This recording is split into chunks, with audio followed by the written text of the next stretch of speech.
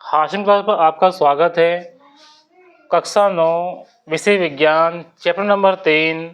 Chapter का नाम हो जाएगा परमाणु एवं अणु।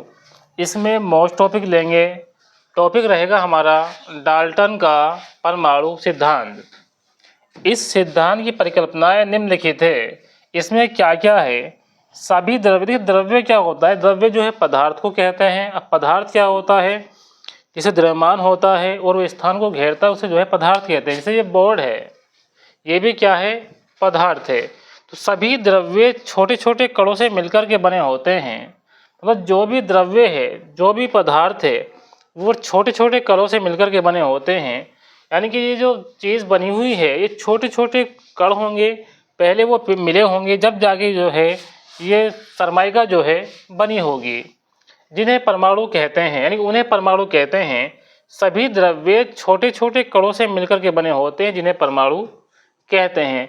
जैसे ये है, अब ये जो बना होगा ये छोटे छोटे इसमें कण होंगे। जब वो कण एक जगह आके मिले होंगे, जब जाके ये जो पदार्थ बना होगा, तो इन्हें जो है क्या कहते हैं?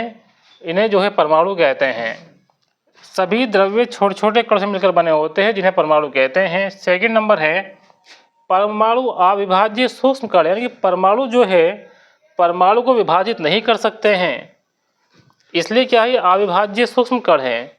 इन्हें ना तो नष्ट किया जा सकता है, यानी जो परमाणु होता है उसे ना तो नष्ट कर सकते हैं और ना ही सृजित किया जा सकता है। यानी परमाणु जो है अविभाज्य होता है, यानी परमाणु को विभाजित भी नहीं कर सकते हैं और ना ही उसको नष्ट कर पाएंगे और ना ही उसको जो है सृजित कर सकते हैं, लेकिन ना ही उसको जो है बना सकते हैं। अर्थात परमाणु जो है अविनाशी है।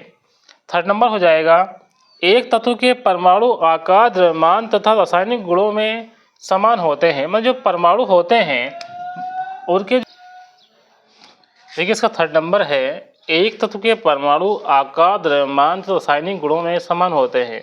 और जो एक ही तत्व के जो परमाणु होते हैं उनके जो द्रव्यमान हैं और रासायनिक गुण है वो कैसे होते हैं? समान होते हैं। जैसे हम बात कर लें, यानी कि ये जो है सोडियम है, ये जो सोडियम है इसके जो परमाणु हैं या द्रव्यमान हैं वो कैसे होंगे? रासायनिक गुण जो हैं वो समान होंगे। नेक्स्ट नंबर देखेंगे विभिन्न तत्वों के परमाणु आकार, द्रव्यमान, अन्य सभी गुणों में एक दूसरे से भिन्न होते हैं। मतलब अलग अलग तत्व होंगे। जैसे एक तत्व जो है सोडियम है, दूसरा तत्व मान लीजिए हाइड्रोजन है। इन दोनों के जो दो तत्व जो है अलग अलग है। इसलिए क्या होगा? इनके जो आकार होगा और जो इसमें द्रव्यमान होगा, जो भी इसमें गुण होंगे वो एक दूसरे से अलग होंगे। ठीक है। नंबर 5वां है किसी भी यौगिक में परमाणु की सापेक्ष संख्या एवं प्रकार निश्चित होते हैं। मतलब जो परमाणु की जो संख्या होती है वो कैसी होती है? वो जो है निश्चित होती है। डाल्टन का परमाणु सिद्धांत की कमियां अथवा सीमाएं। ठीक है। अब इसमें जो सीमाएं हैं या कमियां हैं वो क्या है? इस सिद्धांत की कुछ प्रमुख सीमाएं या कमियां जो है निम्नलिखित है। पहली जो सीमाएं हैं वो है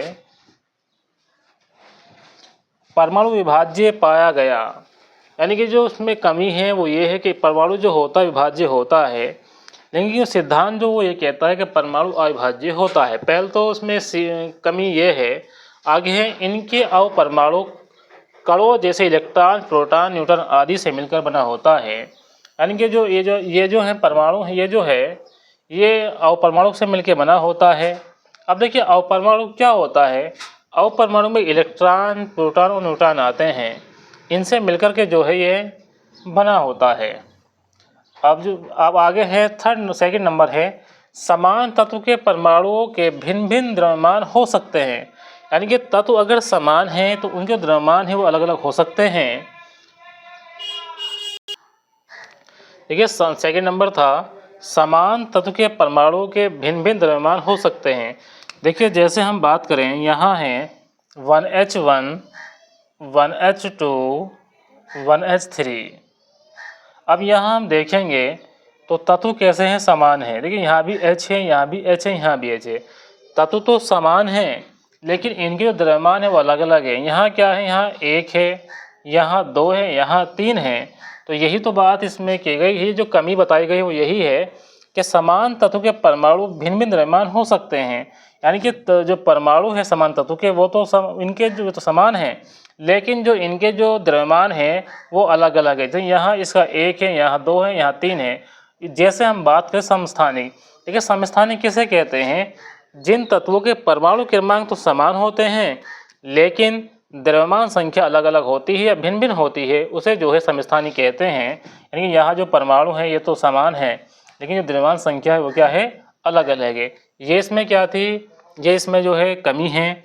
और थर्ड नंबर की हम बात करें, भिन्न भिन्न तत्वों के परमाणु के समान द्रव्यमान हो सकते हैं। यानी कि तत्व अगर अलग अलग है, तत्व अगर अलग अलग है तो इनके क्या होगा? इनके जो द्रव्यमान है, इनके जो द्रव्यमान है वो समान हो सकते हैं। यानी कि तत्व तो अलग अलग हो सकते हैं, तत्व के तो अलग अलग परमाणु तो होंगे लेकिन क्या होगा? लेकिन उनके द्रव्यमान जो है वो समान होंगे।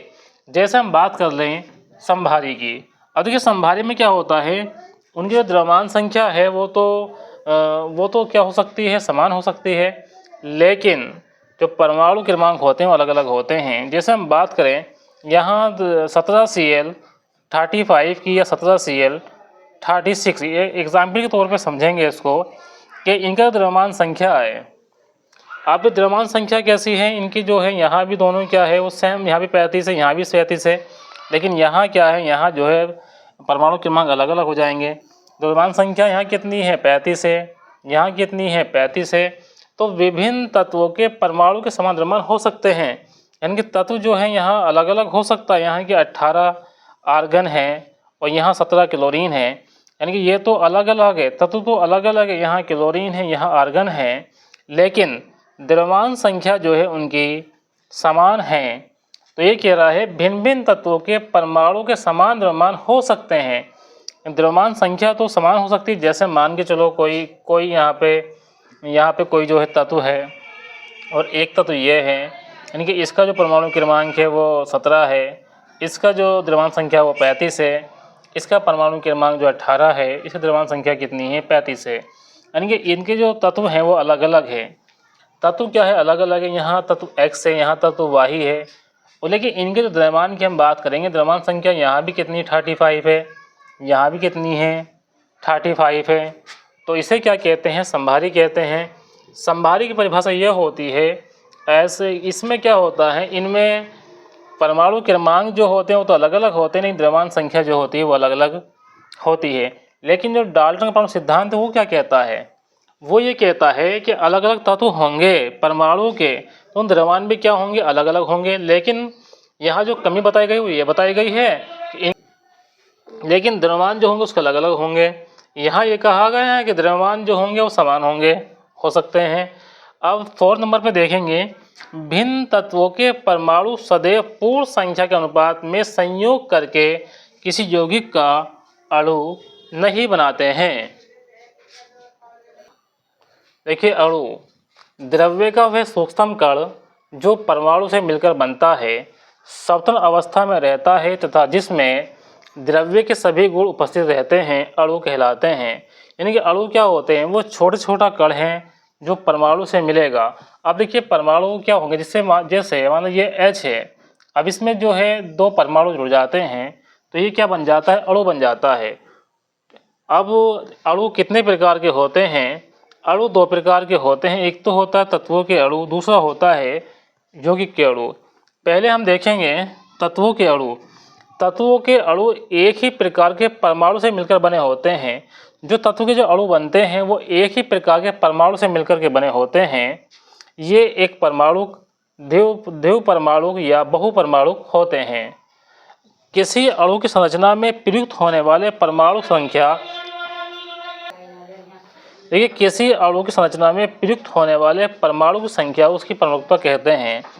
अब देखिए जो एक परमाणु है कौन कौन सा होता है, जैसे हीलियम है, नियोन है, ये क्या है? एक परमाणु है और इसकी जो परमाणुकता होगी वो भी एक ही होती है। अब देखिए हीलियम है, अभी क्योंकि इसमें जो है एक परमाणु है तो एक परमाणु हो जाएगा। जैसे बात करते हैं नियोन की, ये भी क्या है? एक परमाणु है। अब इसकी जो संख्या है परमाणु की वो एक एक है। जो संख्या परमाणु की होती है उसी को क्या कहते हैं? उसी को जो है परमाणुकता कहते हैं।